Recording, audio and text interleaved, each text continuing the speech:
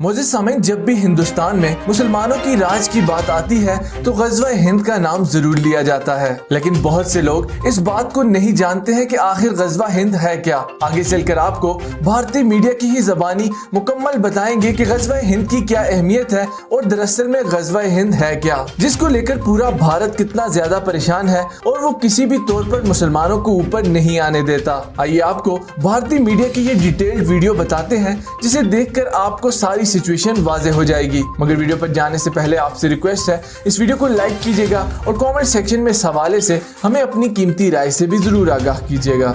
दुनिया भर के आतंकवादी संगठन जब भी भारत के खिलाफ जिहाद की बात करते हैं तो ग़ज़वा हिंद का जिक्र जरूर आता है। इसलिए आज सबसे पहले तो आपको ये समझना चाहिए कि ये वो कौन सा सपना है जिसे ये इस्लामिक आतंकवादी न जाने कितने दशकों से अपने मन में देखते हुए आए हैं, समेट कर रखते हुए आए हैं। अल-कायदा के जो आतंकवादी हैं ये ग़ज़वा हिंद का सपना देख रहे हैं। आज हमें सबसे पहले तो आपको ये पता होना चाहिए कि ये सपना है क्या। इस्लाम धर्म में जब ग़ज़वा शब्द का प्रयोग किया जाता है तो उसका मतलब होता है युद्ध। आपको याद होगा पिछले 2 दिन से हम आपको यही कह रहे हैं कि अब ये जो पूरा मामला है ये धर्म युद्ध बन चुका है और ग़ज़वा का मतलब भी होता है युद्ध और हिंद का मतलब होता है हिंदुस्तान से, यानी ग़ज़वा हिंद का मतलब हुआ हिंदुस्तान के खिलाफ युद्ध।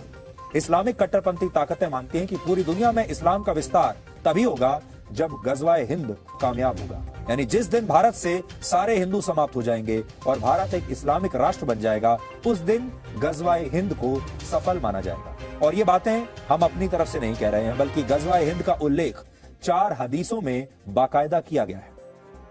इस्लाम धर्म में कुरान के बाद हदीस को सबसे महत्वपूर्ण धार्मिक ग्रंथ माना गया है। इसमें बताया गया है कि पैगंबर मोहम्मद साहब ने अपना जीवन कैसे व्यतीत किया और उनके वैचारिक सिद्धांत क्या थे।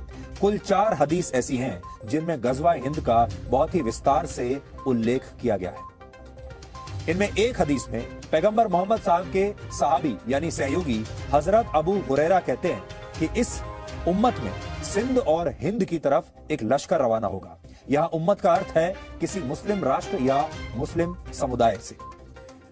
इसी हदीस में आगे हजरत अबू हुरैरा ये कहते हैं कि अगर मुझे इस ग़ज़वा यानी युद्ध में शामिल होने का मौका मिला तो मैं शहीद कहलाऊंगा और अगर मैं बच गया तो वो अबू हुरैरा बन जाऊंगा जिसे अल्लाह ने जहन्नुम की आग से आजाद कर दिया होगा।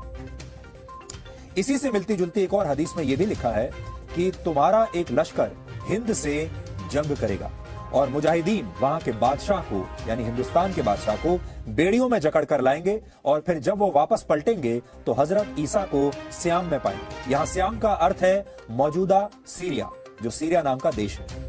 पूरी दुनिया में 1500 से ज्यादा ऐसे छोटे बड़े आतंकवादी संगठन हैं जो खुद को इस्लामिक कट्टरवाद से प्रेरित बताते हैं और ये सारे आतंकवादी यही कहते हैं कि ये इस्लाम के नाम पर काम कर रहे हैं, इस्लाम का प्रसार कर रहे हैं और इस्लाम के नाम पर ही ये खून बहाते हैं। लेकिन असल में ये एक बिजनेस मॉडल है, ये पैसा कमाने का एक तरीका है और ये व्यापार करते हैं डर का और खून का। इससे भी खतरनाक बात यह है कि इन सभी आतंकवादी संगठनों ने अपने भविष्य की तमाम योजनाएं बनाकर रखी हैं और उन भविष्य की योजनाओं में जो उनका फ्यूचर प्लान है उनमें ग़ज़वा हिंद को इन्होंने सबसे ऊपर रखा है। यानी इस्लामिक कट्टरपंथियों की सबसे बड़ी ख्वाहिश भारत को जीतकर उसे एक इस्लामिक राष्ट्र बनाने की है और इसके लिए ये संगठन आतंकवादियों को आतंकवादी नहीं कहते, बल्कि उनके लिए गाजी शब्द का इस्तेमाल होता है। गाजी उन लोगों को कहा जाता है जो इस्लाम धर्म की आस्था के लिए युद्ध करते हैं। पूरी दुनिया में इस्लाम के जो विद्वान हैं, मौलाना हैं और उलेमा हैं, वो पूरे जोर शोर से ग़ज़वा हिंद की विचारधारा का प्रचार प्रसार करते हैं और गाजी को एक बहुत ही सम्मान सूचक शब्द मानते हैं। इसके साथ ही ये भी कहा जाता है कि ग़ज़वा हिंद के दौरान जो लोग मारे जाएंगे उन्हें जन्नत नसीब होगी और जो लोग जीत जाएंगे वो भारत पर कब्जा करके यहाँ शासन करेंगे और इस युद्ध की शुरुआत खुरासान इलाके से होगी। खुरासान का मतलब उस इलाके से है जिसमें आज का अफगानिस्तान, पाकिस्तान और ईरान के कुछ क्षेत्र आते हैं। कट्टर इस्लाम को मानने वाले लोग कहते हैं कि इतने वर्षों में ग़ज़वा हिंद इसलिए नहीं हो पाया क्योंकि इससे पहले भारत पर जितने मुसलमान आक्रमणकारियों ने हमला किया वो इस्लाम की कट्टर विचारधारा से तो प्रेरित थे, लेकिन उनका असली मकसद भारत के धन और दौलत को लूटना था, इस्लाम का प्रचार करना नहीं था।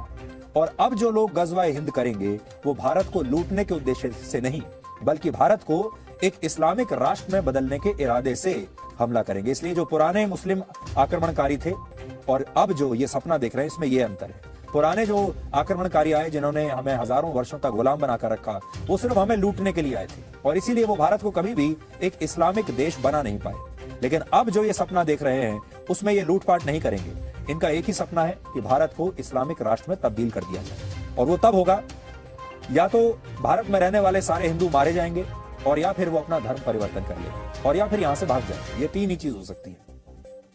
संक्षेप में कहें तो गजवा हिंद का जो कॉन्सेप्ट है वो बहुत पुराना है और ऐसा कहा जाता है कि जब 8वीं शताब्दी में मोहम्मद बिन कासिम ने सिंध पर हमला किया था तभी गजवा हिंद सफल हो गया था। लेकिन बहुत सारे इस्लामिक विद्वान ये भी मानते हैं कि उस समय भारत में इस्लामिक शासन आया जरूर, लेकिन यहाँ की बहुसंख्यक आबादी हिंदू ही रही, इसलिए गजवा हिंद को सफल नहीं माना जा सकता। और ये तभी कामयाब माना जाएगा जब हिंदुस्तान में एक भी हिंदू नहीं बचेगा और हमारा देश एक इस्लामिक राष्ट्र बन जाएगा। और अगर आज आप ध्यान से देखेंगे तो इसकी शुरुआत एक तरीके से हो चुकी है और इसीलिए हम बार बार आपसे ये बात कह रहे हैं कई दिनों से कि ये कोई डिप्लोमेटिक युद्ध नहीं है, ये मुसलमान देशों और भारत के खिलाफ का कोई इस तरह का युद्ध नहीं है जिसे डिप्लोमेसी से सुधारा जा सके। ये अब एक